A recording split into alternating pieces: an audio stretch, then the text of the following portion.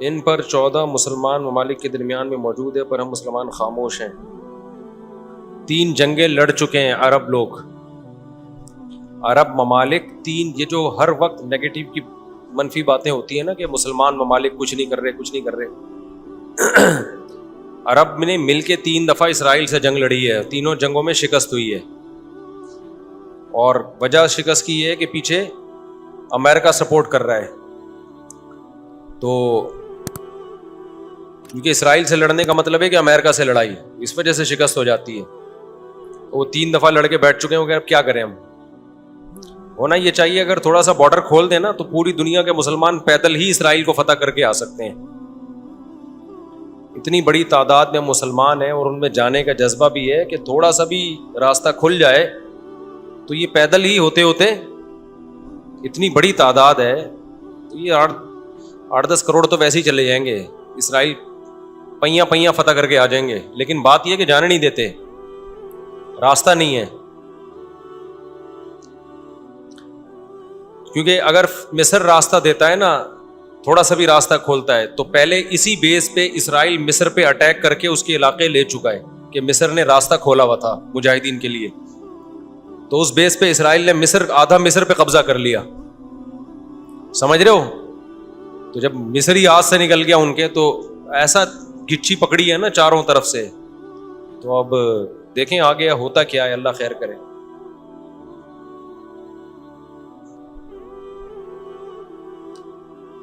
دیکھو ایسی لڑائی جس سے اگلی دفعہ اس سے بھی جائیں، یہ تو کوئی بھی دنیا میں عقل مند اس کا مشورہ نہیں دے گا نا۔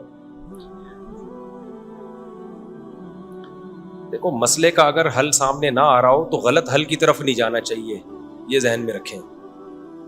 ایک آدمی بندوق لے کے آپ کو کہہ رہا ہے جیب میں جو کچھ ہے نکال دو، آپ کہیں میں تو نہیں دوں گا لیکن مسئلے کا حل بتاؤ، تو ہم کہیں گے اگر تمہاری جیب میں میزائل پڑا ہوا ہے تو وہ مسئلے کا حل ہے، اگر وہ نہیں ہے تو موبائل پکڑا دو اور پتلی گلی سے نکل لو۔ تو ایسا کام کرنا جس سے لینے کے دینے پڑ جائیں وہ تو نہیں حل ہے نا۔ تو ایسے موقع پہ دعا ہے، اور کیا ہے، بد دعائیں ہیں، دشمن کے خلاف بد دعائیں ہیں۔ کسی کے پاس راستہ ہے جانے کا تو جائے، 100 دفعہ جائے، اناؤنس کرے کہ یہ راستہ ہے، یہ یہاں سے نکل آیا ہے راستہ، تو سب پہنچ جائیں گے۔ ایک چیز اصولی طور پہ یاد رکھیں، جو چیز اختیار میں ہے اس میں انسان کمی نہ کرے، جو اختیار میں نہیں ہے اس کے بارے میں سوچے نہیں، اس سے ٹینشن کے سوا کچھ بھی حاصل نہیں ہوتا۔ کیونکہ جب آپ ایسی چیز کا سوچنا شروع کرتے ہیں نا جو آپ کے اختیار میں نہیں ہے، تو ہمیشہ وہ کام کر لیتے ہیں جس کا پہلے سے بھی زیادہ نقصان ہوتا ہے، جس کا پہلے سے زیادہ نقصان ہوتا ہے۔ میری پالیسی ہمیشہ یہی رہی ہے ہر معاملے میں، جو اپنے اختیار میں ہے چھوڑو نہیں، جو اختیار میں نہیں ہے پڑھو نہیں اس میں۔ سمجھ رہے ہو کہ نہیں سمجھ رہے؟ اگر ہم اس اصول پہ اختیار کر لیں بہت سارے معاملات ہمارے ویسے ہی سیدھے ہو جائیں گے۔ تو لوگ جو بلا وجہ فنڈر بننے کی کوشش کرتے ہیں نا، ہم یہ کر دیں گے، ہم وہ کر دیں گے، وہ فنڈر گیری ہی ہوتی ہے۔ ایک یوٹیوب پہ اور بلکہ اس پہ ٹک ٹاک پہ ایک بندہ آ رہا ہے، لڑکا بڑے غصے میں بیٹھا ہوتا ہے، یہ مولوی کچھ نہیں کر رہے، اسرائیل میں یہ ہو گیا، فلانے جگہ یہ ہو گیا، یہ یوں نہیں کر رہے، یوں نہیں۔ میں نے دفعہ کمنٹس کر دیا کہ تو کیا کر رہا ہے بھائی بیٹھ کے، تو بھی تو کچھ کرنا۔ کہہ رہا میں اکیلا کیا کروں، یہ مولوی کریں گے تو میں کروں گا۔ بھائی یہ مولوی تو کچھ نہیں کر رہے، وجہ اس کی یہ کہ مولوی کہتے ہیں ہم کیا اکیلے کیا کر سکتے ہیں، گورنمنٹ جب تک نہیں کرتی۔ تو جو دلیل مولوی دے رہے ہیں وہی دلیل آپ بھی دے رہے ہو کہ یہ مولوی چونکہ نہیں کر رہے تو میں اکیلا کیا کر سکتا ہوں۔ تو بات یہ کر آپ بھی نہیں رہے، یہ باتیں کرتا ہوا وہ اچھا لگتا ہے جو میدان جنگ میں جا رہا ہو، لڑ رہا ہو اور دو بدو فائر ہو رہا ہو اور جہاد کر رہا ہو اور کہہ رہے دیکھو مولوی کچھ نہیں کر رہے اور میں یہاں بم رکھ کے آ رہا ہوں وہاں پہ اور شہید ہو رہا ہوں میں سب کے سامنے۔ جتنے اسکالر آ رہے ہیں یہ مولوی یہ نہیں کر رہے وہ نہیں کر رہے، بھائی تم بھی باتیں ٹھوکنے کے علاوہ کچھ بھی نہیں کر رہے ہو۔ تو مولوی وہ باتیں نہیں کر رہے جو تم کر رہے ہو، اس لیے کہ ان کو پتا ہے باتیں کرنے کا فائدہ نہیں ہے، تو کام وہ کرو جو کر سکتے ہو۔ سمجھتے ہو کہ نہیں سمجھتے؟ ایک خاتون نے اپنے شوہر سے کہا نا کہ سوئٹزرلینڈ جانے پہ کتنا خرچہ ہوگا، میں سوچ رہی ہوں کہ ہم سوئٹزرلینڈ چلتے ہیں، کتنا خرچہ ہوگا؟ اس نے کہا بالکل بھی نہیں۔ اس نے کہا کیوں نہیں خرچہ ہوگا؟ اس نے کہا سوچنے پہ کوئی خرچہ نہیں، سوچ ہی رہی ہو نا سوئٹزرلینڈ جانے کا، تو وہ بات کرنی چاہیے جو عملی دنیا میں ممکن ہو۔ اور دوسری بات یہ کہ علماء یا جو بھی بڑے لیول پہ جو لوگ ہوتے ہیں وہ بہت کچھ اندر کر رہے ہوتے ہیں، وہ پرلے درجے کے بیوقوف ہوں گے اگر وہ عوام کو بتا کے کرنا شروع کر دیں. بڑی حماقت کی بات ہوگی. بہت کچھ اندر اپر لیول پہ حکومتوں سے رابطوں کی کوشش ہو رہی ہوتی ہے, حکومتوں کو سمجھایا جا رہا ہوتا ہے, حکمرانوں کو حل دیے جا رہے ہوتے ہیں. تو یہ نہیں ہوتا کہ جو بھی کر رہا ہے نا کہ میں جا رہا ہوں آرمی چیف سے ملاقات کے لیے, اسرائیل کے مسئلے پہ بات کروں گا, یہ میرا یوٹیوب چینل ہے, آپ لوگ دیکھ لیں, میں جا رہا ہوں, ٹاٹا, دیکھو میں اپنی ذمہ داری کیا کر رہا ہوں, پوری کر رہا ہوں. اسی طرح آرمی چیف کہے لوگوں میں جا رہا ہوں اسرائیل کے مسئلے پہ فلاں سے بات کرنے کے لیے, دیکھا آرمی زندہ باد. ایسا نہیں ہوتا. بڑے پیمانے پر جو گیم کھیلے جا رہے ہوتے ہیں وہ خفیہ ہی ہوتے ہیں, وہ عوام کو نہیں بتائے جاتے. تو بہت کچھ ہو رہا ہوتا ہے. اب سعودی عرب کا بادشاہ کیا کچھ کر رہا ہے ہمیں نہیں پتا, تو ہمیں نہ تعریف کرنی ہے کیونکہ ہو سکتا ہے وہ جھوٹی تعریف ہو, اور نہ ہم نے برائی کرنی ہے کیونکہ ہو سکتا ہے وہ جھوٹی برائی ہو. ہم نے چپ کر کے بیٹھنا ہے, اپنا جو ہم کر سکتے ہیں وہ کریں. کسی کے خلاف یہ کچھ نہیں کر رہے, وہ کچھ نہیں کر رہے, یہ یوں نہیں کر رہا, وہ یوں نہیں کر رہا, تو بھائی تو کیا کر رہا ہے؟ تو بھی تو یہی کر رہا ہے کہ وہ کچھ نہیں کر رہا تو یہ کچھ نہیں کر رہا تو وہ کچھ نہیں کر رہا, اور یہ تو بھی تو یہی کر رہا ہے, تو اس سے بہتر ہے کہ تو بھی کچھ نہ کرتا. کیا خیال ہے؟ تو اس لیے یہ اندر بہت کچھ. اب دیکھو جب بھی ہمارے یہاں اسمبلی میں کہ لا پاس ہوا ہے نا, وہ ہوا ہی نہیں ہے. وجہ اس کی ہے کہ جب ہمارے یہاں اسمبلی میں بعض بڑے اچھے قوانین پاس ہوئے ہیں اسلام کے فیور میں, قوم کے فیور میں, وہ سارے قوانین وہ ہیں جو چھپڑ میں ہو گئے. علماء کی ایک جماعت ملی, وزیر اعظم سے ملی, اسمبلی میں موجودہ لوگوں سے الگ الگ ملاقاتیں کی, اس کو میڈیا پہ نہیں لائے اور آرام سے جا کے اس لا کو پاس کروا کے ملک کا قانون کا حصہ بنا دیا. لیکن وہ قانون, وہ تحریکیں جو میڈیا پہ آ گئیں, دھرنے, یہ پاس کرو, یوں کرو, ہم یہ کر دیں گے, ہم یوں کر دیں گے, وہ کبھی بھی نہیں پاس ہوئے. وجہ اس کی ہے کہ مخالفین بھی اسی اسٹائل سے آ جاتے ہیں. اب یہ جو بل پاس ہوا تھا صحابہ کرام کی جو گستاخی کرے گا 10 سال کی قید ہے, یہ پورا کام ہونے سے پہلے میڈیا پہ لانا ہی نہیں چاہیے تھا اس کو. ابھی سینٹ سے بل پاس ہوا ہے اور ایک دم شور شرابہ, مبارک باتیں. میرے پاس بھی فون آیا کہ مصعب مجھے کیا پتا, پورا میں سمجھتا پورا کام ہو گیا. ہم نے بھی کہا مبارک ہو بھائی, ماشاء اللہ. پتا چلا وہ پاس ہی نہیں ہوا, وہ کیونکہ مخالفین اتنے متحرک ہو گئے. ارے جب آدھا کام ہوا تھا, آدھا ہوا ہی نہیں تھا, تو چھپڑ میں جا کے چپکے سے اس آدھے کو بھی کروا لیتے یار. پورا کام تو ہو جاتا, اس کے بعد مٹھائیاں بٹتی. پھر بھی مٹھائیاں بانٹنے کی ضرورت نہیں تھی. کیوں دشمن کو آپ جوش دلا رہے ہو؟ چپکے سے ایک کام ہوتا, آرام سے ہو کے ختم ہو جاتا. لیکن چونکہ منجن بکتا نہیں ہے عام طور پر, لوگ کہیں گے یہ مولوی کچھ بھی نہیں کر رہے, تو لوگوں کی نفسیات لوگوں کو پتا ہے. لوگوں کو پتا ہے یہاں شور شرابے پہ زیادہ ووٹ ملتے ہیں, کام پہ کوئی بھی لفٹ بولو نہیں کرا. ہمیں یاد ہے جامعۃ الرشید نے ایک دفعہ کوشش کی کہ لا پاس ہو جائے کہ حرام نہ پاکستان سے ایکسپورٹ ہوگا نہ امپورٹ ہوگا, حرام گوشت. اب جامعت کی انتظامیہ نے چھپڑ میں چپکے سے جا کے نا اندر جا کے وہ اسمبلیوں میں لوگوں سے ملے اور پاس ہو گیا قانون. لا بن گیا کہ پاکستان سے نہ حرام گوشت ایکسپورٹ ہوگا نہ امپورٹ. بعض سیاسی جماعتوں نے جن میں ذرا بھی ان کا حصہ نہیں تھا اس قانون کو پاس کروانے میں, جن کے پہلے بڑی ریکویسٹیں کی جا رہی تھی یار کچھ, انہوں نے کچھ بھی نہیں, لیکن انہوں نے جو جلوس نکالا. بہت پرانی بات ہے, آپ کو پتہ ہی چلے گا کس سیاسی جماعت کی بات ہو رہی ہے کہ جی ہمارا لیڈر زندہ باد, اور دیکھو یہ قانون کیا کر دیا اس نے, حالانکہ کخ بھی نہیں کیا تھا اس نے. ٹھیک ہے نا, لیکن لے کہ وہ لے گیا بھائی, وہ فیور لے گیا سب کچھ. اب جو پاس کروانے والے لوگ تھے جنہوں نے محنتیں کی وہ حیران ہو رہے تھے, یار کیا تو کچھ بھی نہیں ہے, فیور سارا کس کو چلا گیا, ان کو. تو یہاں آپ کے لیے پاکستان میں یہ فیصلہ کرنا کہ کون صحیح ہے کون غلط ہے, کسی کا باپ 100 دفعہ پیدا ہو کے مر کے پیدا ہو جائے, یہ فیصلہ کر ہی نہیں. یہاں اچھا وہ ہے شور زیادہ مچا رہا ہو, برا وہ ہے جو چپ کر کے خاموشی سے کام کر رہا ہو, وہ برا ہے. وہ ایسا ہے کہ کچھ بھی نہیں کر رہا حالانکہ وہ بہت کچھ کر رہا ہوتا ہے.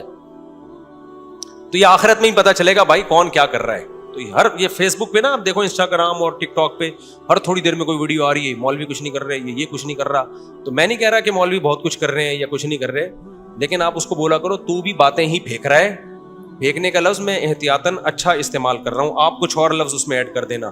کچھ ایک دفعہ 8-9 سال پرانی بات ہے, ایک ینگ لڑکا میرے پاس آیا اور کہتا ہے میں ایک انسٹیٹیوٹ بنا رہا ہوں, اس میں یہ کروں گا وہ کروں گا, ایسے ویسے کام, اور یوں ہوگا, پھر اس میں نوجوانوں کی ٹریننگ ہوگی, پھر ان کو ہم اس قابل بنائیں گے, ان میں ایفرٹس پیدا کریں گے, اور ایسا ادارہ. مفتی صاحب آپ میرے ساتھ شانہ بشانہ چلو اور اعلان کرو اپنے چینل پہ.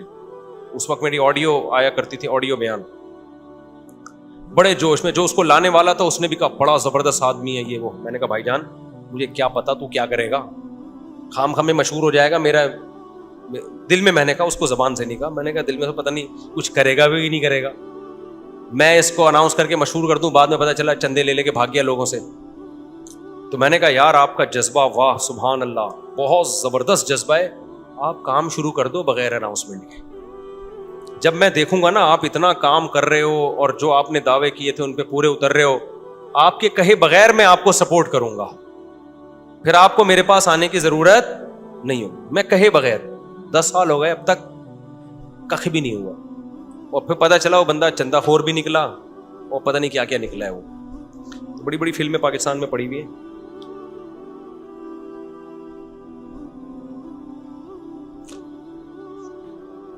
پتھر بولے گا کیا مطلب ہے؟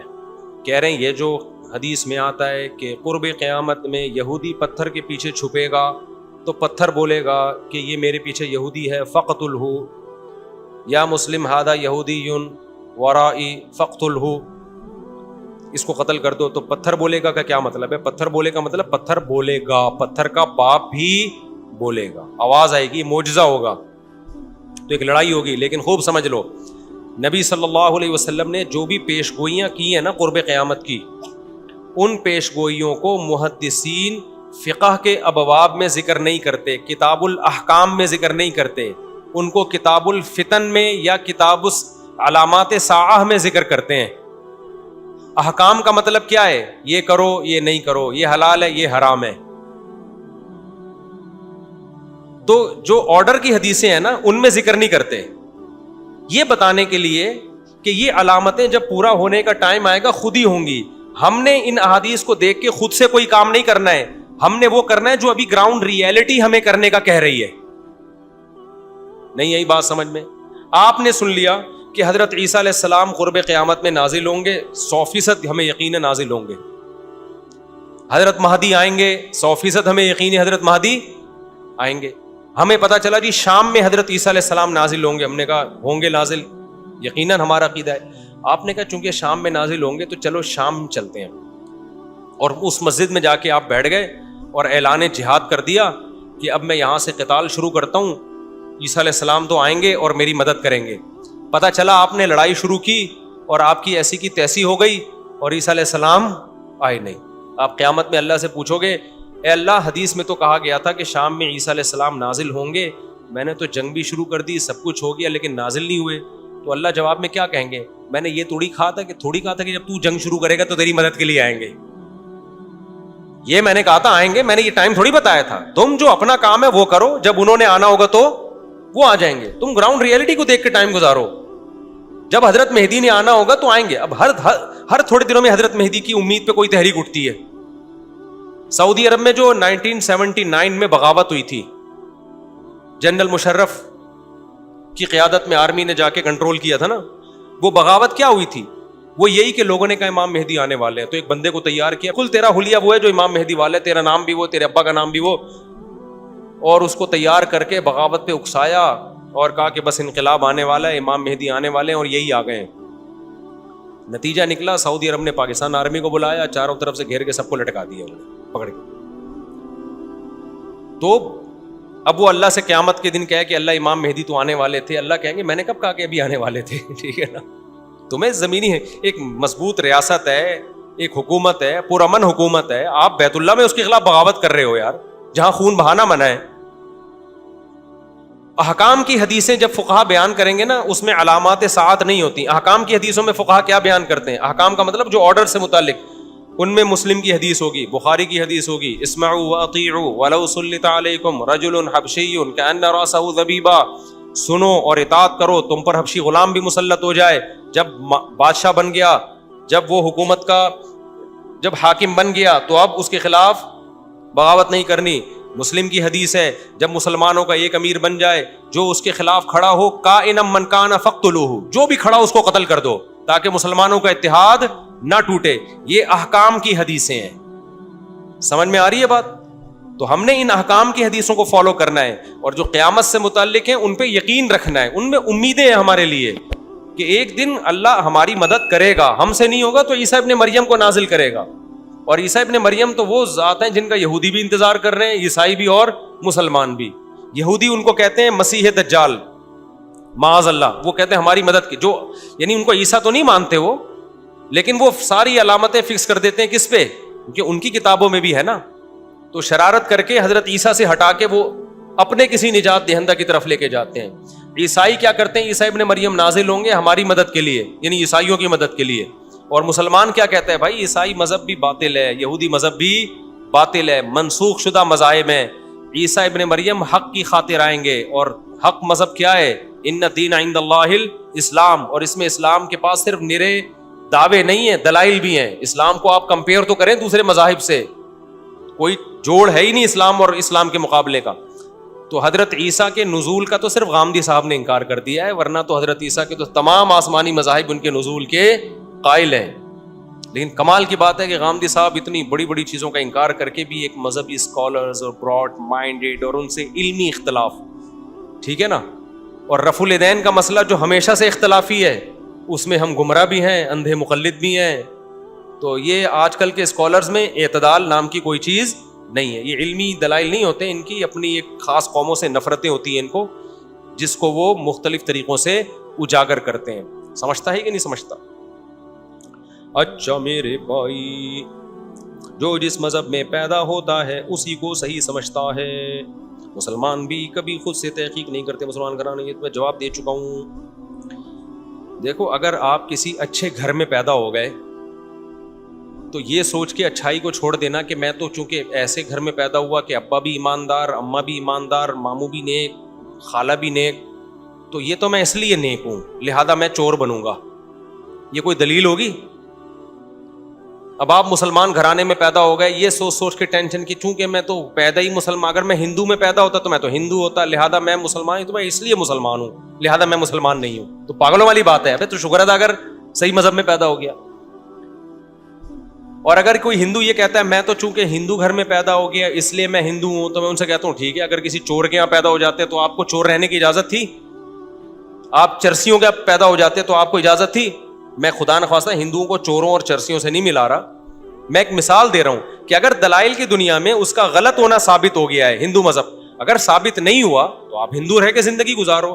اگر آپ یہ کہتے ہو بھائی دلائل یہ کہتے ہیں کہ ان پتھروں کو ہم بناتے ہیں اپنے ہاتھوں سے تو اللہ نے ان کو طاقت دی ہے, یہ ہماری بگڑی بنا سکتے ہیں, کرو بھائی آپ عبادت.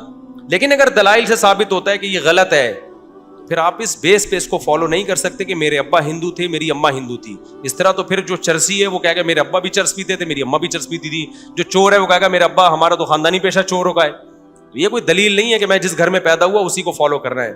ہاں, آپ جس خاندان میں پیدا ہوئے وہ اچھا تھا, اور جب آپ نے ہوش سنبھالا آپ کو پتا چل گیا بھائی یہ اچھا ہے, پھر اس کو آپ نے پکڑ کے رکھنا ہے اور اللہ کا شکر ادا کرنا ہے کہ اللہ تو نے مجھے بڑی آزمائش سے بچا لیا, مجھے ایمان دے کے دنیا میں بھیجا ہے تو نے.